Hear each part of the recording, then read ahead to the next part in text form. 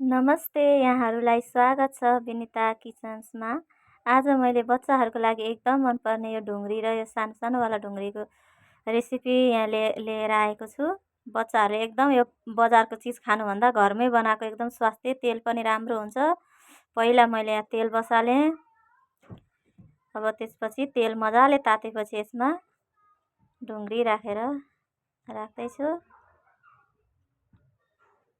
बच्चाहरूलाई हेल्दी हुन्छ, घरमै बनाएको एकदम राम्रो, तेल पनि आफूले चाहे अनुसारको राख्न पाइयो, राम्रो हेल्दी हुन्छ। त्यही भएर बच्चाहरूले कति बजारको चिज मात्रै खुवाउनु भनेर मैले घरमै आज बनाइदिन लागेको छु। एकदम राम्रो हुन्छ, हजुरहरू पनि बनाएर ट्राई गर्नु होला आफ्नो नानी बाबुहरूको लागि। हाम्रो बच्चाहरूले चाहिँ एकदम मन पराउँछन् फेरि यो ढुङ्ग्री, त्यही भएर मैले बनाइदिँदैछु।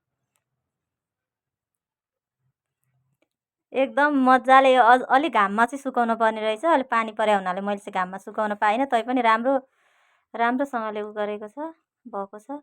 अनि यो सानो सानो यो फ्लावर जस्तोवाला पनि, यो पनि एकदम राम्रो हुँदो रहेछ, फरर उठ्ने राम्रो हुन्छ। बच्चाहरूलाई एकदम हेल्दी आफ्नै घरमा बनाएर दिँदा राम्रो हुन्छ पसलको चिजभन्दा।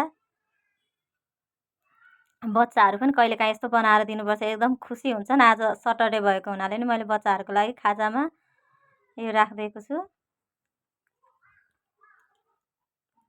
ल, हाम्रो च्यानललाई लाइक, सब्सक्राइब